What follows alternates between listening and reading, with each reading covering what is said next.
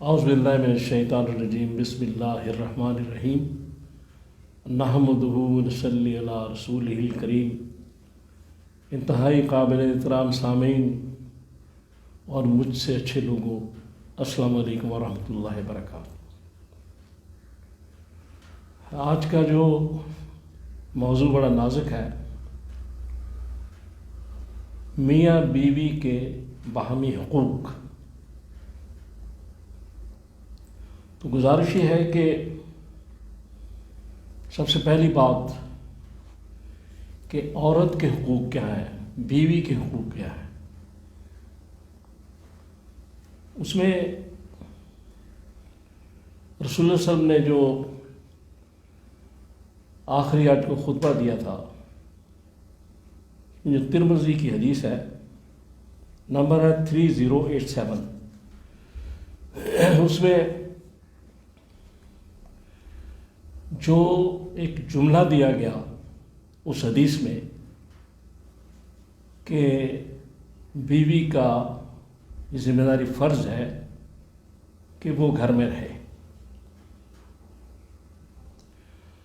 اب اس سے فقہاء نے اور علماء نے یہ مسئلہ نکالا، جو آگے مسائل ہیں، کہ پہلا یہ کہ بیوی کا جو کھانا پکانا ہے وہ شرعی ذمہ داری نہیں ہے، وہ اخلاقیات میں ہے۔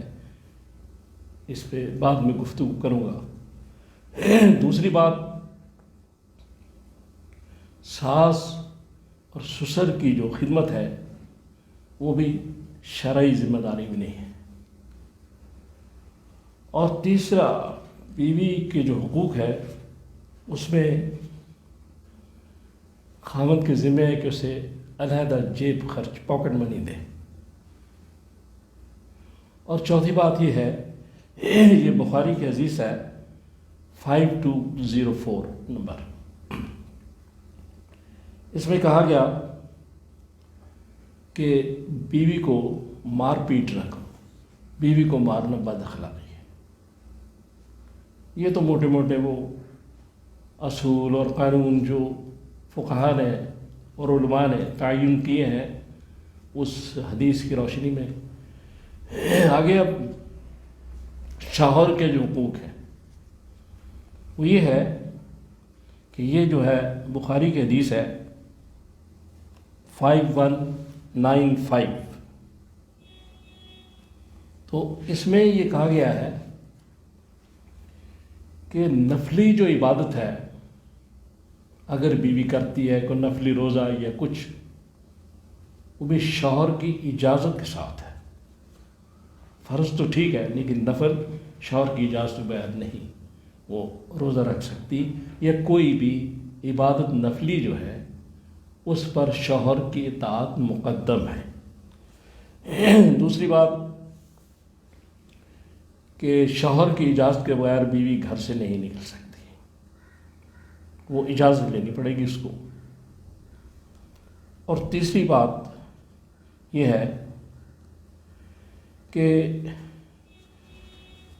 رسول اللہ صلی اللہ علیہ وسلم نے، یہ ترمذی کی حدیث ہے 1159،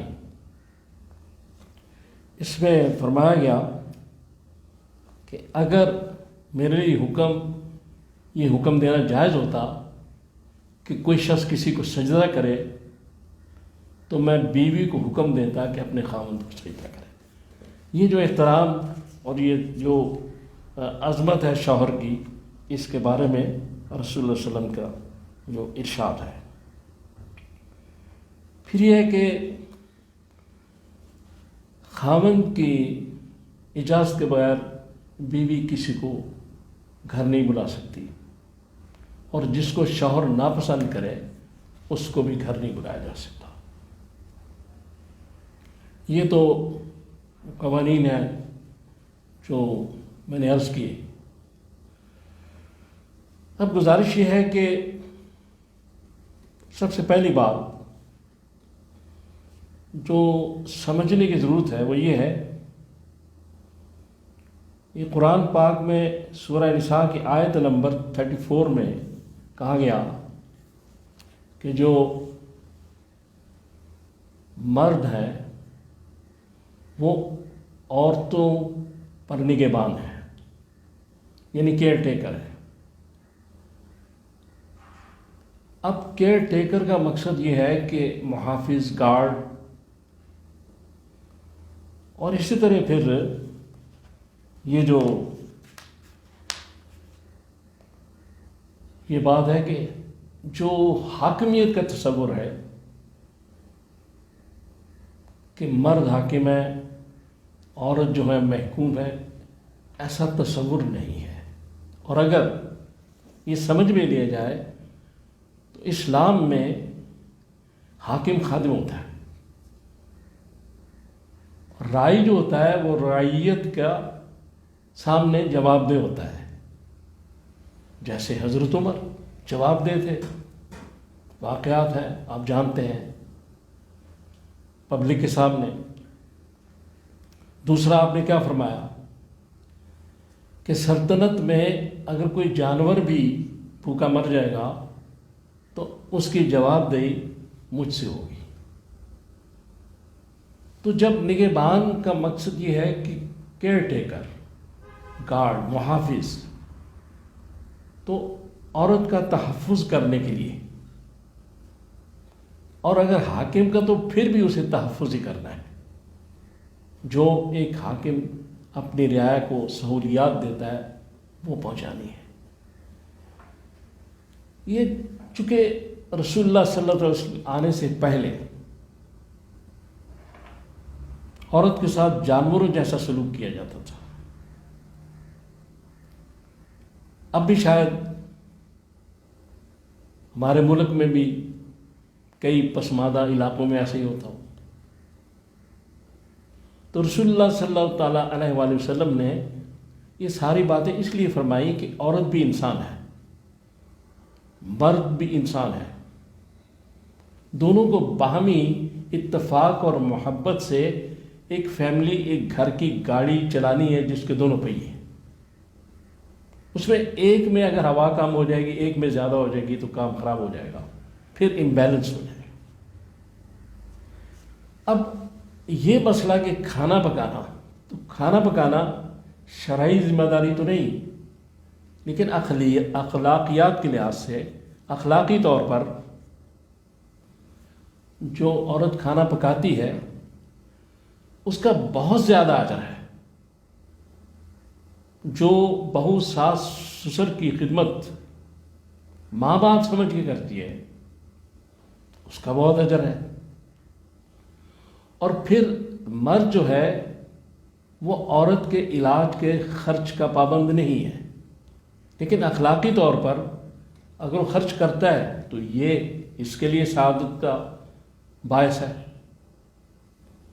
تو آپس میں جو محبت اور یہ ساری چیزیں چلانے کے لیے یہ نظام اس طرح کیا گیا کہ کچھ کام عورت نے سنبھال لیے، کچھ آدمی نے سنبھال لیے۔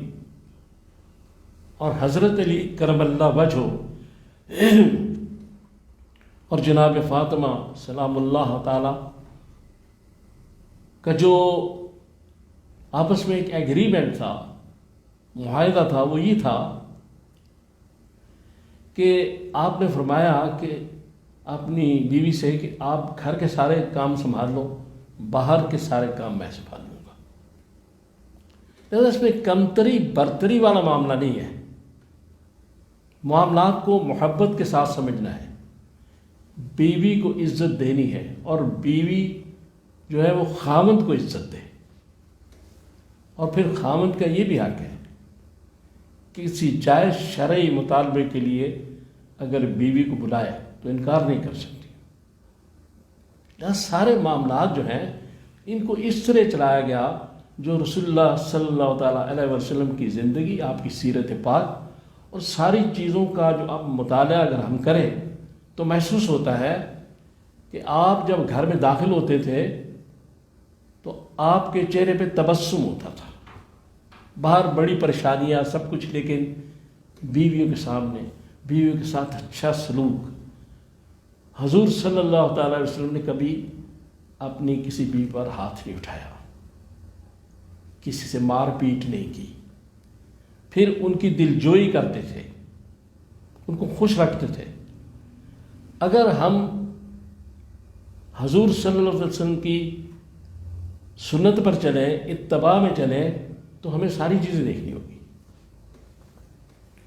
اور عورت کو یعنی یہ جو کتنا مقام ہے شوہر کا، جو فرمایا کہ اگر میرے جائز ہوتا کوئی شخص کسی کو سجدہ کرے تو بیوی کو حکم دیتا خاوند کو سجدہ کرے۔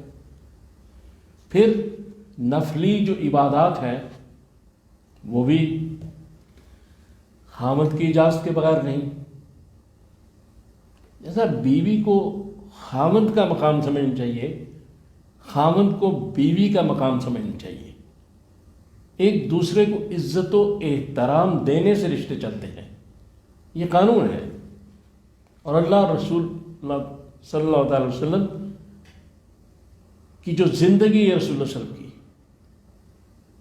اس سے بھی ساری چیزیں سامنے ظاہر ہوتی ہیں۔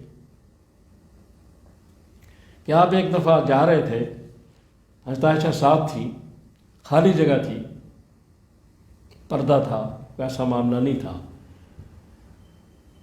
تو آپ نے حضرت عائشہ سے کہا کہ میرے ساتھ دوڑ لگاؤ گی؟ تو حضرت عائشہ نے کہا ہاں یا رسول اللہ ٹھیک ہے۔ تو آپ نے دوڑ لگائی۔ حضرت عائشہ ذرا جوان تھی تو وہ آگے نکل گئی۔ اس کے کافی دیر بعد پھر ایک موقع آیا تو رسول اللہ صلی اللہ علیہ وسلم نے کہا کہ عائشہ دوڑ لگاؤ گی میرے ساتھ؟ ان کا ہاں یا رسول اللہ۔ تو اس دوڑ میں چونکہ عائشہ کا ذرا جسم بھاری ہو گیا تھا، رسول اللہ آگے نکل گئے، تو آپ نے کیا فرمایا کہ عائشہ یہ میری اس شکست کا جواب ہے۔ تو یہ محمد رسول اللہ صلی اللہ تعالیٰ علیہ وسلم جن کے لیے کائنات بنی، جن کے لیے سب کچھ ہوا، جو یعنی رسولوں کے امام ہیں، انبیاء کے امام ہیں، اللہ کے بعد انتہائی محترم ہستی، وہ بھی اپنے بیوی کو خوش رکھنے کے لیے اس کے ساتھ دوڑ لگا رہا ہے۔ تو معاملات کو ہمیں سمجھنا ہے، ایک دوسرے کی عزت، باہمی احترام، محبت، اور اگر یہ انڈرسٹینڈنگ آپس میں ڈیولپ ہو جائے، اور اگر رشتہ اس طرح قائم ہو جائے کہ عزت پر قائم ہو، تو پھر اس کا نتیجہ یہ ہوتا ہے کہ بچوں پہ اچھے اثرات پڑتے ہیں۔ باقی میں نے علماء کے جو سارے باتیں بتائیں آپ کے سامنے پیش کر دی۔ آگے میں ہی چاہتا ہوں کہ اگر مجھ سے کوئی چھوٹی موٹی ایسی ویسی بات ہوگی تو نہ خواتین ناراض ہوں اور نہ حضرات ناراض ہوں، چونکہ میں نے تو ایک شرعی اور قانونی جو معاملات ہیں ان کو پیش کیا ہے، تو میں نے کسی کی حمایت نہیں کی، اس لیے پیشگی اس بات کی معافی چاہتا ہوں کہ مجھ سے ناراض نہ ہوئیے گا۔ اللہ تعالیٰ سے دعا کریں، اللہ تعالیٰ مجھے اور آپ کو اپنے حفظ و امان میں رکھے۔ صلی اللہ تعالیٰ علی خیر خلقہ محمد و آلہ و اصحابہ اجمعین برحمتک یا ارحم۔